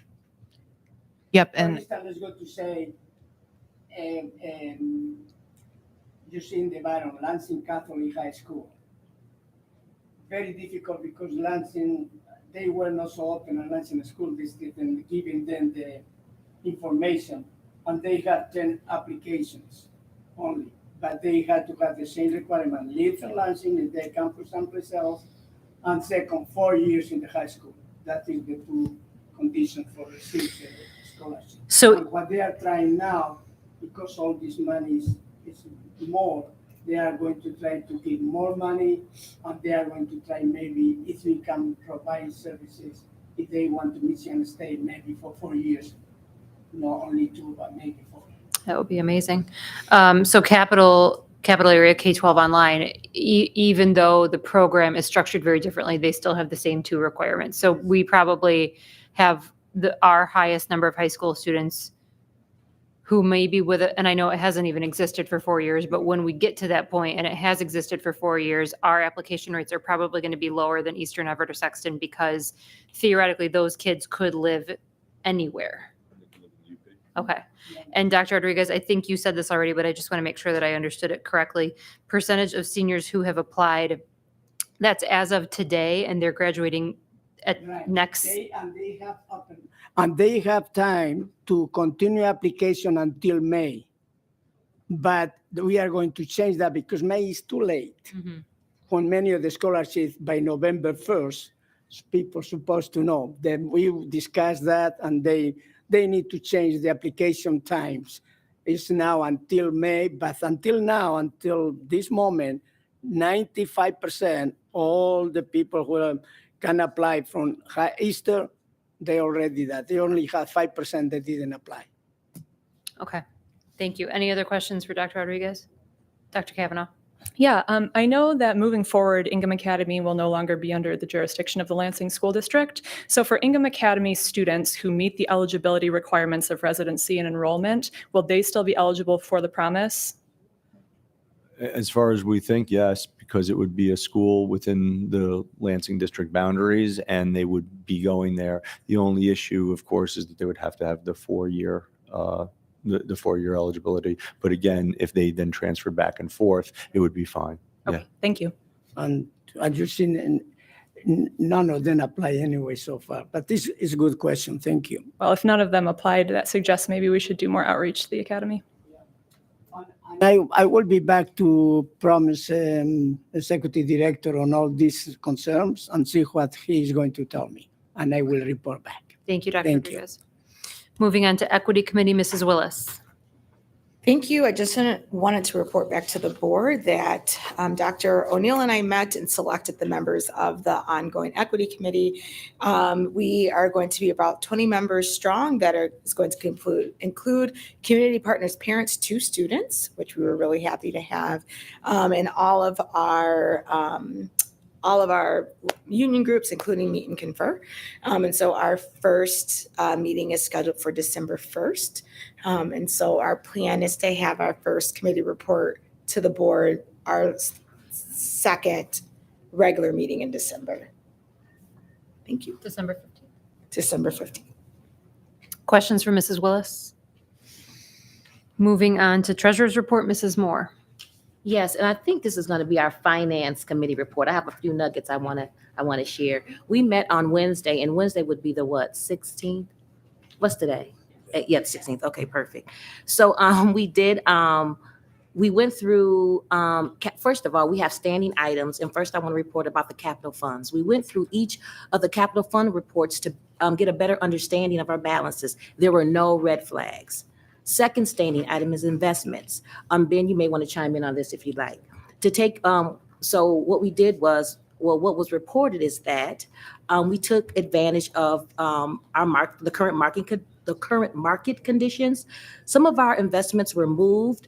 This was done safely using a laddering approach so that we can still access the funds. The next standing topic is grants. A report was prepared on the active grants, including the percents that have been spent down at this point. There were no red flags, if that made sense to everyone. Right? Ben, did you want to chime in about the investments? No, it's wonderful. I mean, Robin is giving a great example of understanding this stuff. Just in terms of investments, if anybody really cares, which you should, the district has monies that we kind of hold in a bank account. A lot of times that money just sits there and it doesn't really earn interest, or it earns a low amount of interest. We want to make sure that we're really good shepherds of the money that the public has given to us. So we're allowed, as a school board, we're not allowed to buy stock. We're not allowed to do kind of stuff like that because, you could lose money that way, which we clearly don't want to do. But we're able to buy bonds, and we're able to buy some bonds that have a little bit higher of an interest rate. And so what's been nice is because of the rising interest rates, which are problematic for those of us at home who, maybe want to buy a house one day, but it allows us to get a little bit more money back to the school school district. So what we're trying to do is really invest smartly. And as Robin just mentioned, it's now the finance committee. We're meeting on a really regular basis. We're digging deep into the books, and I really appreciate it. And if you allow me to make one other point, because I think it's really powerful, if you ever want to, every check that the district writes, every item that we spend is actually public. So I appreciate that there's a lot of concern and a lot of question about transparency. Lansing has gotten incredibly clean audits for years now, so much so that our auditors have given us kind of the highest rating, but we also make everything super transparent. And so, Robin, I know you won't and should not go through the many page document, but just to know everybody watching and in the audience, it is public knowledge and you can certainly take a look at it. And I do go through to see what checks are being. Okay. I do want to highlight a few things in our treasurer's report if anyone had a chance to look at that. First, I want to highlight property taxes. We had a 27 million decrease, and that was because the bulk of our property taxes are distributed, I would say, in the summer, right? Our summer taxes. So we will receive very little until winter tax revenue starts coming in December and January. So I wanted to point that out. We did have a decrease in property taxes. The foundation allowance, my notes. Okay. So there is a 7.3 million in state aid foundation allowance, which is the first one of the school year. This amount will fluctuate during the school year as student count is not official yet, and not all state. Oh, you guys don't need to know all that, but it may fluctuate. All right. I want to point out also grants. The grant amount is higher as a lot of staff and have new grant. Well, I'm going to skip over that, Mr. Moneyman, who wrote this out for me. You want to talk about the grants a little bit? Say a little something? No? You don't have your notes? I don't have my notes in front of me. Okay. Well, what you wrote didn't make sense to me, so I'm going to pass on. No, I want to point out something else. On the second page, GoFan, our gate receipt for athletic events, those checks came through, so we had extra money there. And also scrap metal recycling. That I was told in our meeting that there were some buildings that had extra scrap, so that's where we had extra funding there as well. I do want to share now our treasurer's report. The beginning cash and investment balance was $52,781,914. Receipts totaled $17,369,934, while disbursements equaled a negative $22,014,009. The net interfund transfer totaled $3,780,540 in interest from fund investments to the student and bond funds, as well as journal entries to move the due to and due froms in all funds. The monthly transfer to the general fund for 2022 and 2019 bond expenses was $18,822,125. The ending general fund cash and investment balance on October 31st, 2022 was $53,740,515. The general fund's cash and investment balance is $26,463,302 greater as compared to the same time last year. Donations received for the month of October totaled $321.37. I would like to acknowledge our donors, Ecolab, Darren Walter, and Capital Area United Way. Madam President, this concludes the October 2022 Treasurer's Report. Thank you so much. Any questions for Mrs. Moore? Okay. I thought you guys were going to have me go over grants. Thank you. All right. We will move on to our consent agenda for this evening. I'm going to pull the minutes from November 3rd. I've noticed a couple of small typos on those minutes. So I'm going to pull those from the consent agenda. So the consent agenda would include the approval of the November 10th ISS meeting minutes, the receipt and approval of the October treasurer's report, and the bid recommendations that are in your packet that were previously discussed. May I have a motion?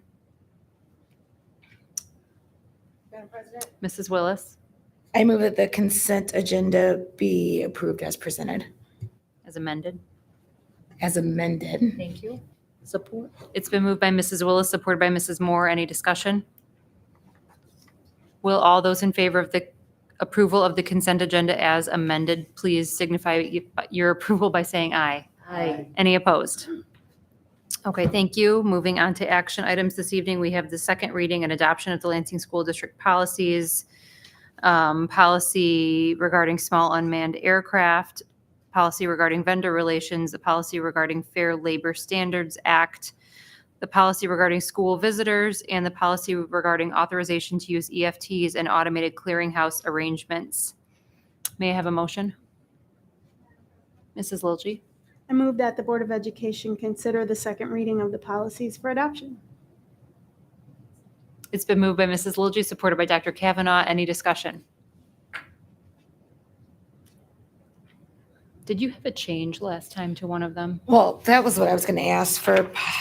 Thank you, Madam President. Policy 9150, visitors, school visitors. I didn't see if there was anything changed, but I also recall that the conversation was around creating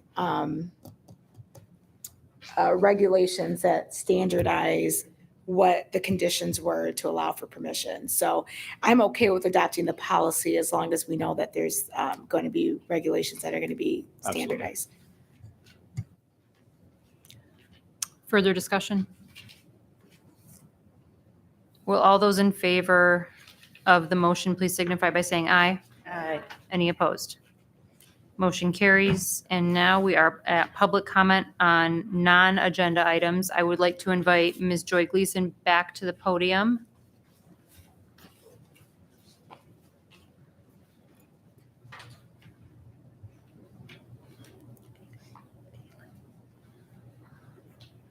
Before I start my time, I do want to reiterate for those who need a reminder that you will not be responding to me during my time speaking.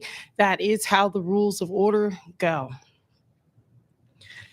We are not here to determine what mascot has been popularly chosen by the vote. We are here to ask those of you who sit on this body, what was the point of having a vote if you were going to let the head dick of this dictatorship demand what the outcome was going to be? You could have been forthright in what you were going to do.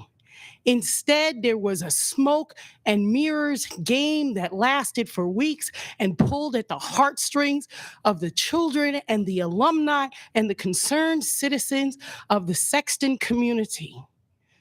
You played with us to what end? Well, it ain't over till it's really over. Because the will of the people is what is ultimately going to succeed. In a few weeks, there will be some different board members here and others who will be gone. And we can, at that time, right the injustice of this time. The question that was asked by Ms. Lawrence in the State Journal, what would a J-dub look like? I submit to you, what does a lug nut look like? While you wrestle with that question, it might be more familiar to you to imagine what is it that a New Orleans Saint looks like?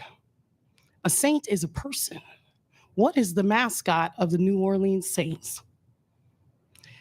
It was put forth that a J-dub wouldn't be marketable. Well, all the people who are out there currently marketing merchandise, they strongly disagree with you. They are beating you to the punch of whatever else you think that you might have us do.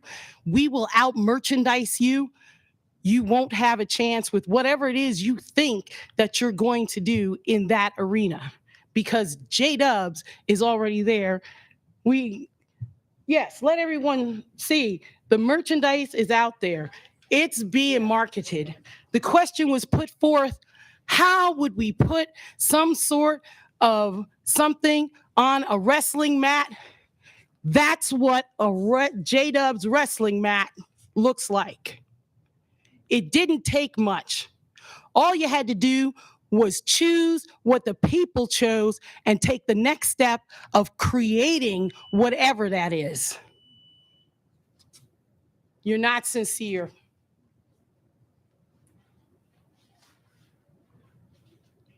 Mr. Lynn, I'll invite you back to the podium, and then I have Kelly Van Shake.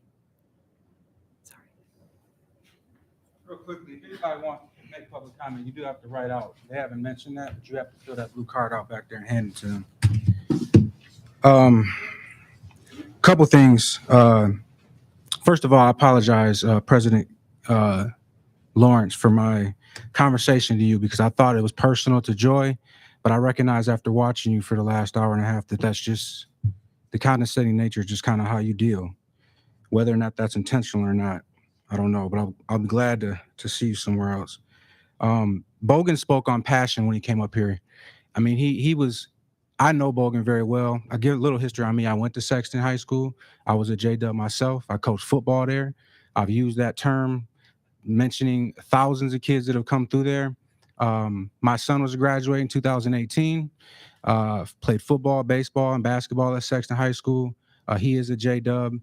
So just that little bit of history. I coached football there, obviously, with Coach Bogan. So I knew the pain on his face when he started to realize that I'm talking to my bosses right now when the Scorpion conversation came up. He made very clear to you all several times. My wife told me, don't come back with a raggedy name.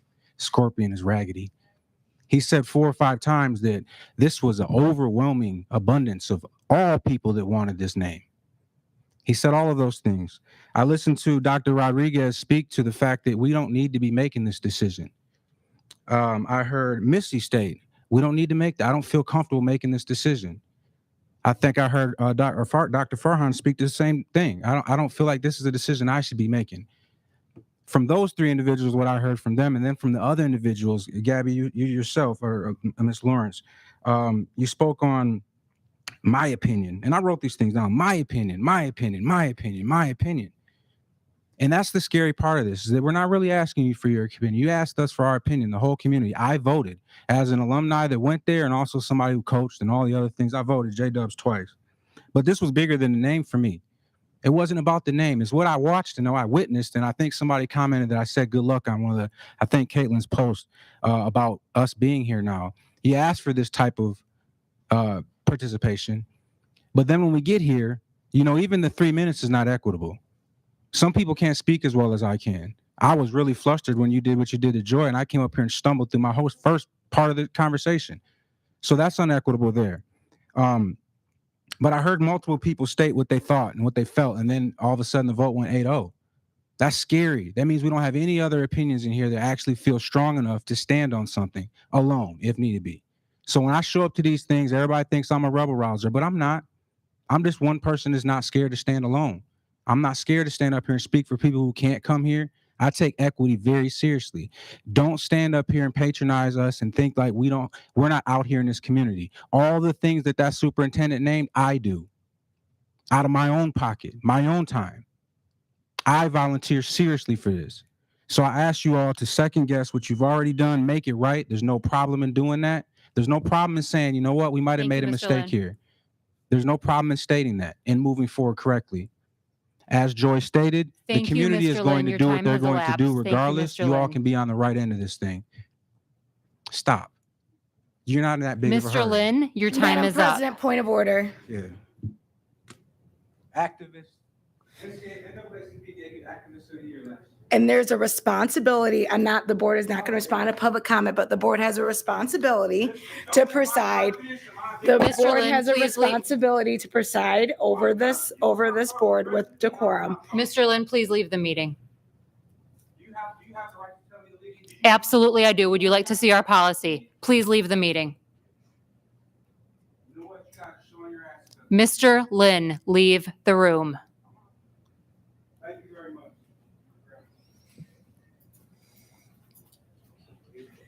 Ben, I appreciate everything you're doing, man. Next, I would like to invite Kelly Van Shake to the podium.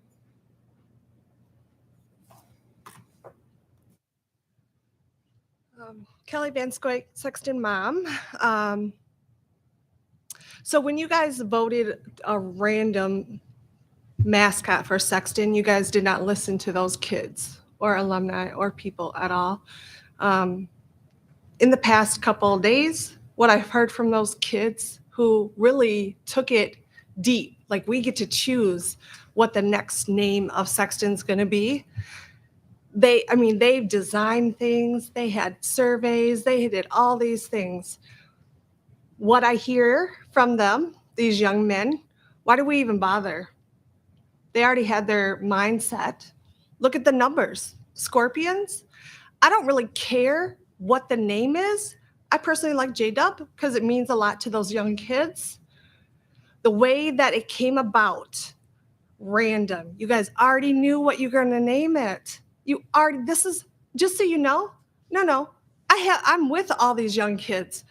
Every single one of them are saying, why did we even bother? They already knew what they were going to name it. They already knew. You can shake your head, but I'm telling you, I am with all these kids. Not one of them think that they should speak out anymore. Because why? It's a waste of their time. So J-Dubs is what they voted for, what you guys wanted them to do. Pick something. They picked something. If you ask those kids, they've designed tons of different things. Never thought a scorpion. What the hell is a scorpion? What does it have to do with Lansing? Maybe the S will make it easier for you guys to follow through on the, instead of Sexton, you can just say scorpions. It's crazy. My son, I have to teach him why he has to vote again. Because now he thinks his vote, his word isn't nothing again. And mind you, that's just my son. I have tons that I can go to. They all think, why do we put forth effort? You guys don't listen. That's all. I don't need that full three. So listen to the kids.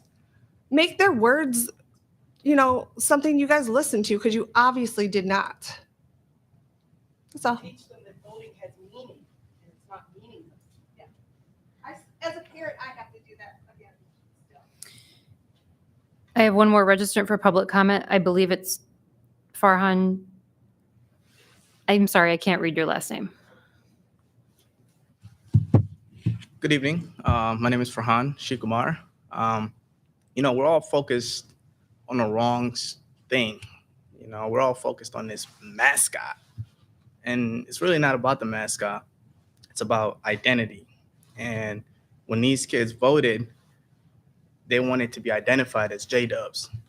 And so, what's your name, brother? Farhan, right? You like to be called Farhan. That's how you identify yourself. That's how you want to be identified. What if I said, instead of being called Farhan, which is pretty cool because I have the same name as you, what if I said, I'm going to call you Muhammad? Muhammad is easier to say. Muhammad is a very popular name. Muhammad, our prophet's name was Muhammad. So instead of calling you Farhan, we just call you Muhammad. You wouldn't like it. None of us would like it. And so for me, it's about honoring what these kids want. And even if it doesn't make sense to us, or it doesn't make sense to people who are not from Lansing, the outsiders who will probably look at it and be like, Sexton J-Dubs, what does that even mean? That's a good way for them to search it up and look it up, what it means. But to the city of Lansing and to the kids who actually go here, whose parents went to that school, whose uncles, their brothers, sisters, it's important that we honor their vote and their voice, and we recognize that what they're saying to us actually matters. We talk about trust, building trust with the community. That also means building trust with our kids. We have our youth, they're all getting killed. We have youth getting killed every single day. They're all shooting each other. Why? Why can't we engage them? Why can't we say, hey, what you have to say matters to us? You are welcome to coming here. I watched our last meeting. You had 2 students that came there from Sexton. They voiced they voiced their support to be called J-Dubs. And y'all just said, nope, we're gonna call you Scorpions. What's the purpose of wasting their time? What's the purpose of wasting the community resource? What's the point of having us believe that what we say or what we want actually matters to you guys? And I know you guys are good people. You guys are not getting paid to be here tonight. So I know you guys deeply care about the school district and about our kids. You know, I'm here tonight because of the Lansing School District. I always tell people, I am a product of the Lansing School District. My family and I came here as refugees 17 years ago. And so Mr. Keck was actually the person who registered my siblings and I at Riddle Elementary School. And so I love the Lansing School District. It means a lot to me. And it's also important that we honor these kids and their voices and the community that shows up here. It shouldn't be hostile. All right. We should not exchange nasty words or be mean to each other, because we all care about the kids and we all want the same things at the end of the night. Thank you. Thank you.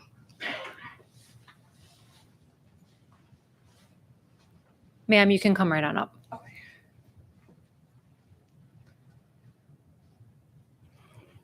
Alyssa Andrews, go ahead. Thank you. I will keep it brief and short because I'm sure the weather is getting nasty out there. But after hearing the strategic plan that was presented this evening, in order to implement something that robust and that strong and something that is much needed in the Lansing School District, we have to create buy-in, not only from the board members and from the superintendent and from the community and from the parents, but we have to create buy-in from our students as well. And in listening to the decision that was made last week, I feel that it will be much more difficult to create buy-in for additional policies, procedures, plans that we want to move forward to better the lives of the students in the Lansing School District with last week's decision. I do echo many of the concerns that were voiced here tonight, that what is the point? Why vote? And at such a pivotal point in our society with politics in general, students questioning the purpose of voting is very concerning. But moving forward, what other opportunities will we need the students to buy in to create a safer learning environment? Because it's definitely necessary, especially in the high schools. What buy-in are we going to be able to create from them if we don't hear their voices when they tell you exactly how they want to be represented and exactly how they want to be heard, what they want their mascot to be? So I just ask that as we move forward and we think about the strategic plan and the buy-in that we're going to need from community members and parents, and to create this college-going culture, because that's where we need to get to being an administrator in higher education for the past 15 years. Lansing School District lacks that a lot, and we need to get there. And to do that, we need buy-in from the students, we need buy-in from the parents, and we need buy-in from the community. So I just ask that you consider the damage that may have been done with the decision last week and how we might be able to move forward, whether it's overturning that vote, reconsidering, or at least, in the very least, just considering how we do things moving forward so that the students know that they're heard and that their voice does matter. Thank you. Thank you very much. Moving on to report from Secretary and announcements, Doc. Thank you, Madam President. No school Monday and Tuesday, November 21st and 22nd, but will be professional development days. Wednesday to Friday, November 23rd, 4th, and 5th is our great celebration of Thanksgiving. Thursday, December 1st, regular board meeting at 6 p.m., Shirley Rogers Administration Building, Georgia Brown Boardroom. December 8th, as the board meeting has been canceled. Thursday, December 15th, regular board meeting at 6 p.m. That is all I have, Madam President. Thank you, Dr. Rodriguez. Comments from board members, Mrs. Willis? Thank you. First comment is a little bit jovial in nature. Just a reminder that you guys have your invitation to the December 8th Board of Education party, which will be a murder mystery dinner party theme. So make sure you get your invitations and RSVP to Lynette Hester. On a On a more serious note, there's a reason why I made the reference that I did during the strategic plan about our statutory authority to function and operate, because I take what we are tasked to do, what we were elected to do, and parliamentary procedures and policies very seriously. We're a policy and governing board. There is absolutely a time for public comment and participation on this board, which we welcome and invite, and that's part of why we have a policy that allows for public participation on the board. I want to make it very clear that my actions to ask for point of order is because the president, as permitted under our bylaws, may interrupt, warn, or terminate participants' participation in public comment. And so that is why I made that decision to support the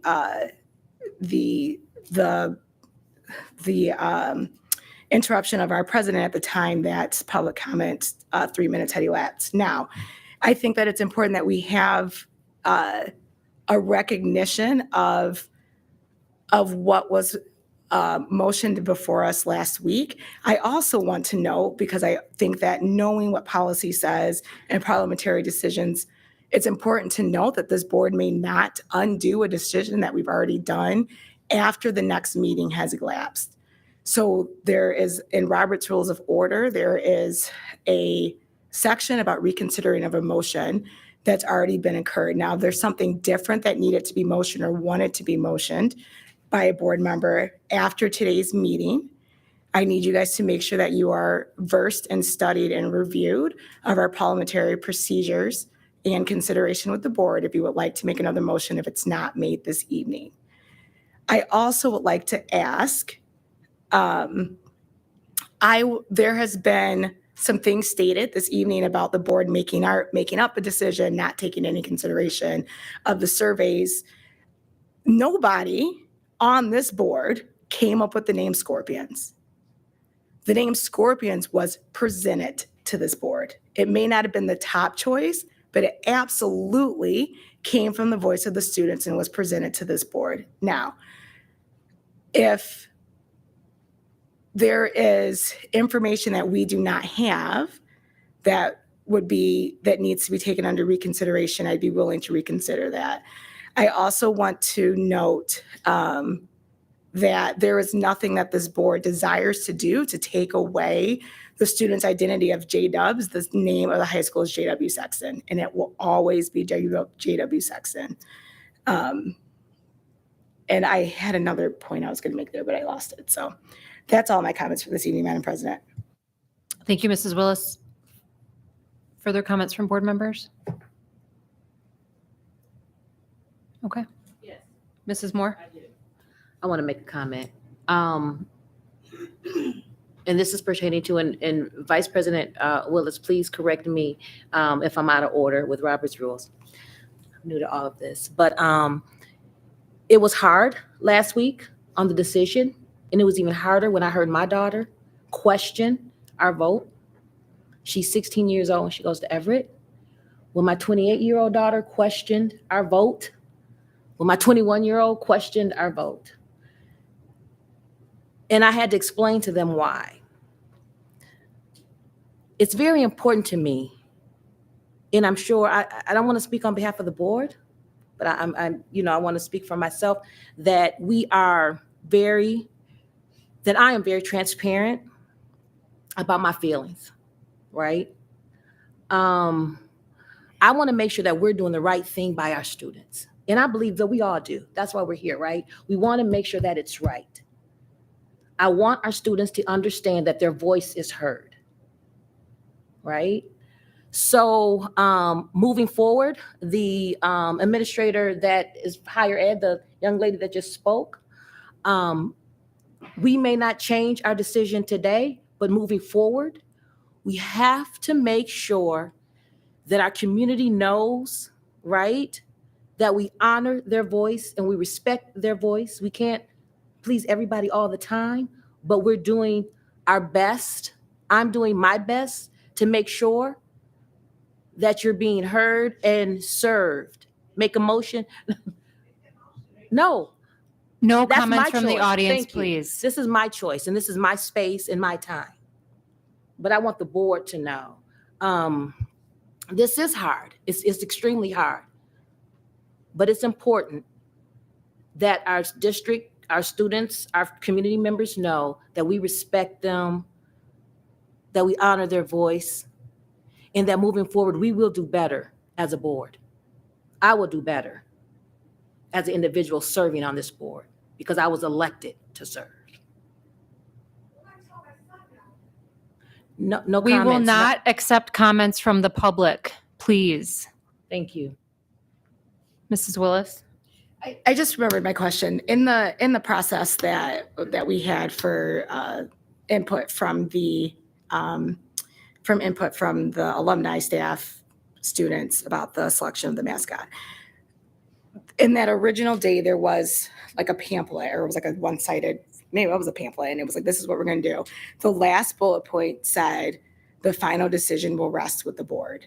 And I just want to make sure that that's clear. That wasn't smoke and mirrors. That isn't something that changed throughout the course of this process. And I'm asking, the question is that correct? That is what was presented. Okay, thank you. Madam President, it was stated, and I saw that. However, I can also understand how our community can feel as if they're not being heard. So that's why moving forward, pardon? Yeah. That's why moving forward, we got to come together. I think Ben or the young man, we got to come together. We have to. Our strategic plan is amazing, and we have to have support from the community. So I just ask that we as a board and our community have grace with us. Forgive us if we erred in your eyes. But as a board member, it's not always easy being in this seat. And we're doing the best that we can to serve you all. So have grace with us. And the students, and we will continue to empower our students so they know that their voice is heard. Thank you, Madam President. Thank you, Mrs. Moore. I appreciate that, Mrs. Moore. I know that you said that you don't speak for the board and you're speaking for yourself. And, I do speak for the board, and I want everyone to know that I too am a Sexton graduate. I too have been involved in this decision for years. I've known this was coming. I told Ben that I couldn't do it until he got here because I couldn't lead the charge of changing the mascot in the first place. It was too emotionally attached for me. And if members of the public want to be mad at someone, be mad at me. However, do not be mad at these other people because you're right. These are good people. They're not getting paid for being here. All of these people put their money where their mouth is. So if you want to be mad at somebody, if you want to think that someone is condescending and doesn't listen, say it about me. But you can leave everyone else alone. It's okay. No. This is conversation. Go ahead. With no further business before Dr. Body. I want to replay something that happened last week. Rachel asked a question that I was asking in my brain, which always happens at these meetings. She says something so smart, and I'm like, darn it, I should have asked that. Or maybe I was thinking it, but didn't have the confidence to ask it. And so she asked the principal last week, what were the vote numbers? How close was it? And I was like, that's a great question. I was thinking the same thing. And what I recall the principal responding was that it was really close between J-Dubs and Scorpions, and the other two choices that were voted on were a distant third and fourth, but that the first two were actually close. And unfortunately, he was unable to actually reproduce the numbers of the voting, which I agree would have been really, really helpful in that moment for me to know how many people voted for Scorpions and how many people voted for J-Dubs. But the answer that we got was, it was pretty close. So that was probably the thing that helped inform my decision the most. If the principal had said it was a landslide, J-Dubs over Scorpions, I might have behaved differently, but it was close. And the conversation then moved into a place where where the board was talking about how do you create a JDub?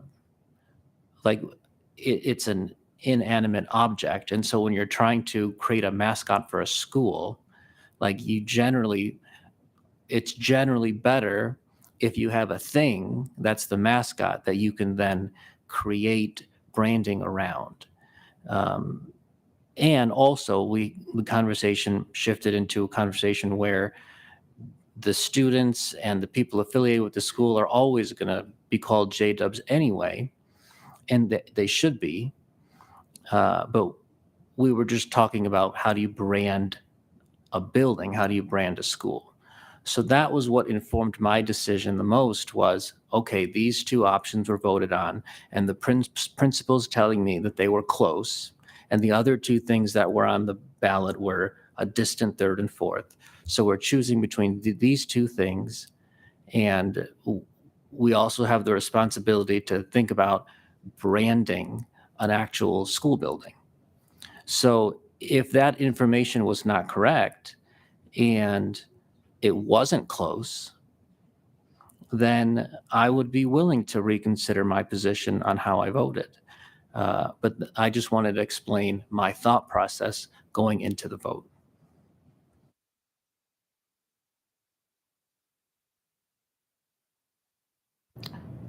Since you explained your thought process, I really care. I mean, really care a lot about the students and about the families. And my thought process was like, I see a shirt in the audience that has a picture of a mascot and the words JDubs under it.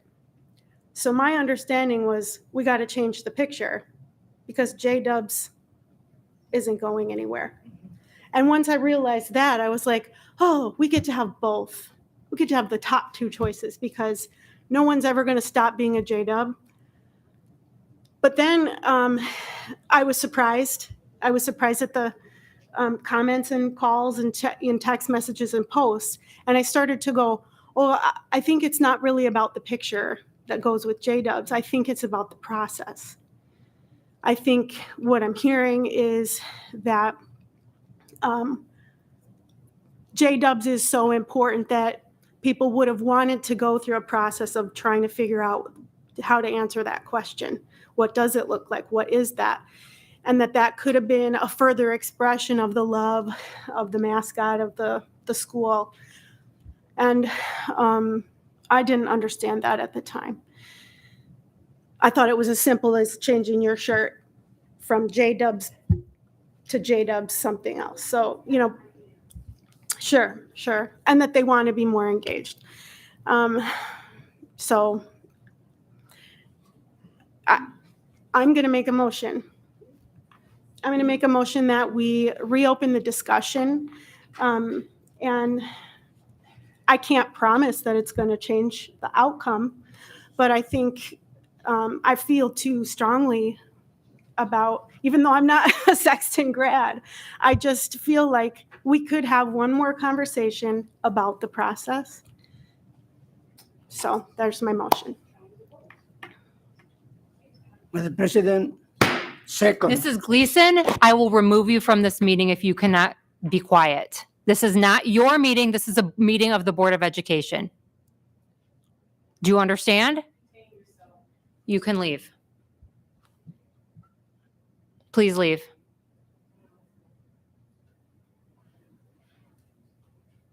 Please leave, or I will have public safety escort you out of the building.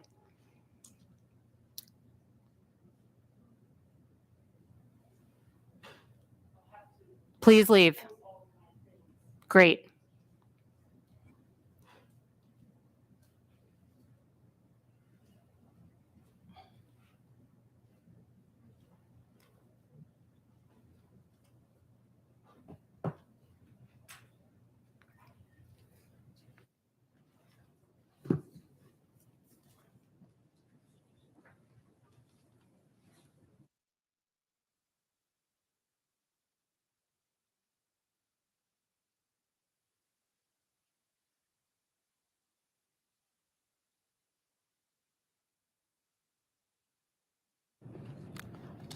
Madam President, Dr. Rodriguez. we have a motion. Is that possible? Is doable? Is according to then I second the motion. Okay. So we need to do a roll call to open the motion for discussion. Dr. Kavanaugh. Mrs. Moore. Yes. Dr. Rodriguez. Yes. Dr. Body. Mrs. Willis. No. I vote no.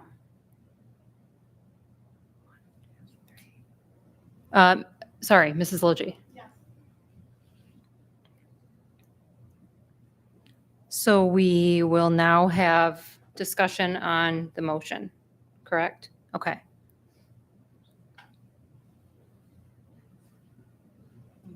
Open session. I have a question. Dr. Body? Can we move to table the motion? Or does it have, we don't have to act on it today. Now that it's been reopened for discussion, we could move to table the discussion to another day, right? That's, what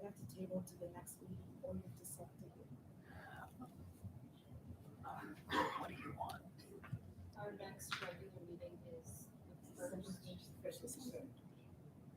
Okay, I move that we table this discussion until our next board meeting.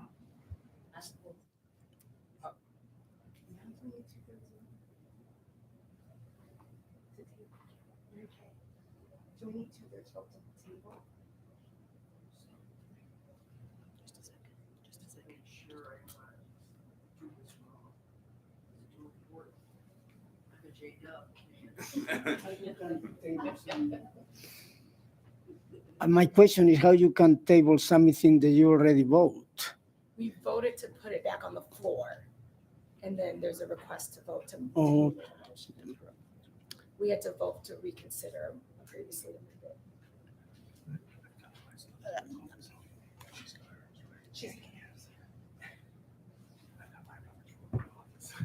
Okay.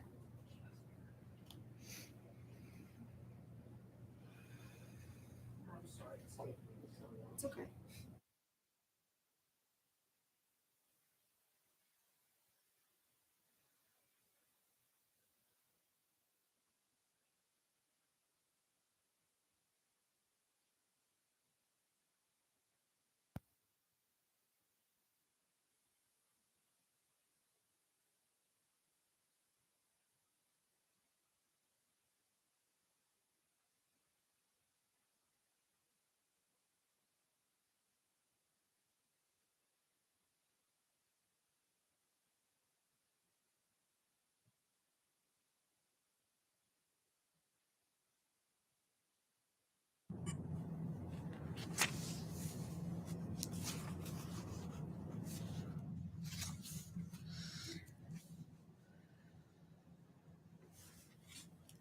Motion to lay on the table is a majority vote.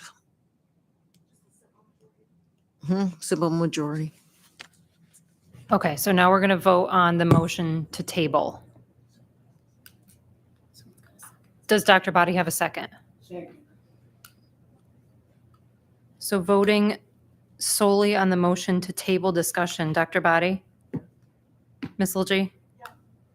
Dr. Kavanaugh? Mrs. Willis? No. Mrs. Moore? Yes. Dr. Rodriguez? Yes. I am a no. Okay, so we will table until December 1st. Okay, with no further business before the board at 8:02, we are adjourned.